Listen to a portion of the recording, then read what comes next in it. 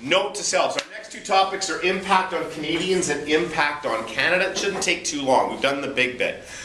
So, you know, when I've taught this course, we've delved into areas kind of outside of the realm of what the course or the exam covers. This is a course about Canada. Other than our human geography section, which goes about the whole world, this is a course about Canada. As such, if there's a question on World War I on the test, it will have to do with Canada, which is why when we're talking about battles, we're not talking about what happened on the Eastern Front. We're not talking about what happened with Italy. We're not talking about Gallipoli, because Canadian troops weren't there. Does that follow? There's lots of great stuff that we can know, but if we're bearing down and saying, I'm going to study for this for an exam, then this exam we know has to do with Canada, so that's where we should focus our energy. You only have so much time, you've got other exams to prepare for.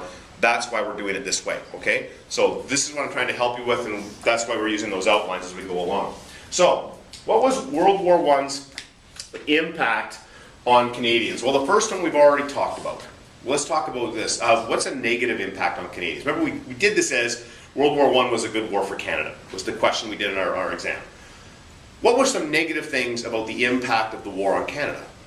Yeah? Divided French Canadians. Sure.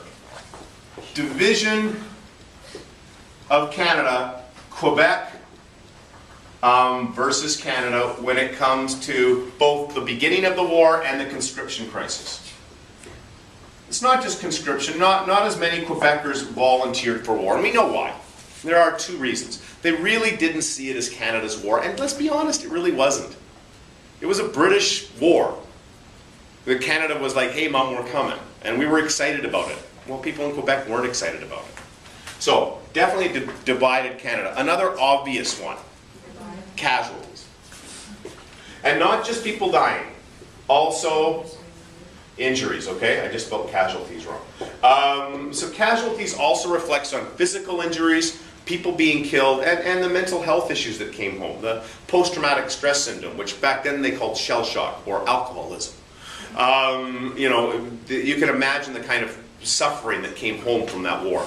So that, and on the families. So those are big issues. There was debt from the war. They had to spend a ton of money to win this war. So there was, of course, some debt remaining from the war. Let's talk about positives. We're not going to delve too much, but those are three obvious negatives. What are some positives from the war? Women get the right to vote. I'm not sure I'm going to put that in, because yes, women were getting the right to vote. They got the right to vote with the khaki election, and it maybe made it move further. I'd be careful with that. I'm not going to write it down, because if I did, people will conclude women got the right to vote because of World War I. Women were fighting for the right to vote before that, and we're getting it in some provinces in spite of that. It sped it up. I'm not going to write it down. It isn't wrong if you word it that way. But you have to be careful. I have some students who say women got the right to vote because of World War I. That wouldn't be a correct answer. Fair enough? Yeah, Emily. It did increase their independence, though? It increases Canada's independence. So let's, yeah, we're going to talk, well, wait a minute, that's going to be impact on Canada. So we'll put that, I'll jump over here. It increased Canada's, as a country's, independence. Oh, were you talking about women, Emily? Okay, absolutely. Emily's right, I'm going to jump over here. Apologies, first mistake. Women do gain independence. I see what you were saying. And so, ironically, does Canada.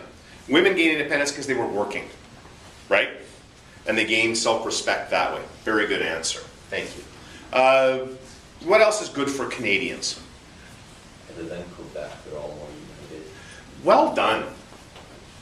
We can argue that they're united. That statement we said about, and even Quebec to a point, that when they went up Vimy Ridge, they went up as Nova Scotians and Albertans and British Columbians, and they came down as Canadians, right? You know, so there's that sense of pride and honor in what their soldiers were accomplished. So united due to the war, and not just the victories, also the terrible, you know, the terrible losses brought people together. So bringing Canada together and breaking it apart. That's a good way to look at it. And we could also argue, even though there was debt, it was clearly good for the economy. A lot of people were working, and a lot of money was made.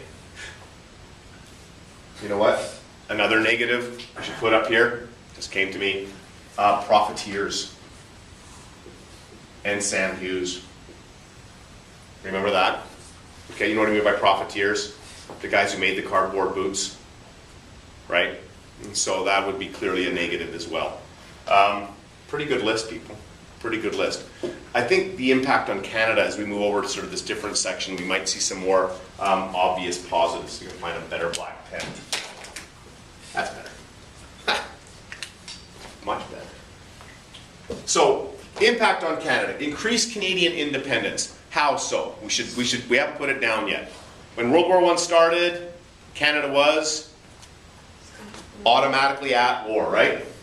We went from being automatically at war to signing the Treaty of Versailles. That path to independence is key.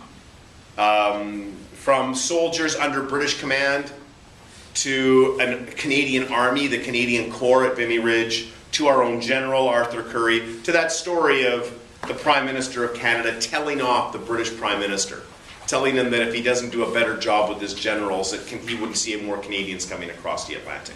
Right? That sense of independence and pride. Were we completely independent? No, that's not going to happen until later. Some argue not until we get our own constitution. I think that's a bit of a push, but right? So remember that, but it is steps towards independence, absolutely. What else is the impact on Canada? I mean, I put debt here. Debt could probably be on this side, but what else? How does other countries look at Canada before the war, do you think? Britain's kid. Yeah, Britain's kid. And after the war?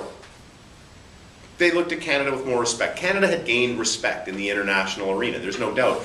And more importantly, we saw ourselves as an independent country. We saw ourselves as being independent. Whether we were legally independent, whether Britain thought we could make our own treaties or not, we did.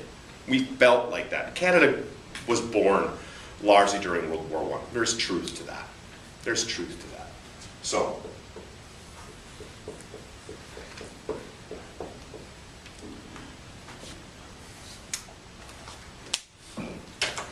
let's have a look at your blue pages and see which terms I've missed here. Paris Peace Conference is where they signed the Treaty of Versailles. Thank you, Alyssa. So they had a seat. Remember I talked about, what did I call it, guys? The Paris Peace Conference, Thanksgiving dinner. Remember I said you got to sit at the big table? That was the Paris Peace Conference. Good call. I haven't mentioned the armistice on November the 11th. I would think that, you know, at the end of the war, if I call something the end of the war, you might want to remember that it wasn't a peace treaty at the end of the war, it was an armistice, a ceasefire. Is there anything else? I'm not worried about the Central Powers, Triple Alliance, and Triple Entente. The Central Powers is just Austria and Germany. They shouldn't ask that because this is a test about Canada, right? That's why does that make sense? That's why I back off of that. If you were to work on your World War I maps, you're going to think about maps in World War I would look at the Canadian battle sites. Not right down to what point, you know, but I would look and make sure I looked at a map on Belgium and France and said to myself, do I know generally where the Somme and Vimy Ridge and those things are? They should never ask you where the Somme is versus Vimy Ridge. That would be terribly unfair. But it would be fair for them, I guess, I think it's cheesy, to say, you know, is Vimy Ridge in France or in Belgium and have a map. Okay? I'll be entirely honest, I think the reason they do that is students tend to get those questions right. And because they get them right, they get the Vimy Ridge question right, they want to make it harder. I think that's awful, but that's, you know, I think that tends to be what they've done. All right? How are we feeling? All right? You weren't here, you don't get muffins.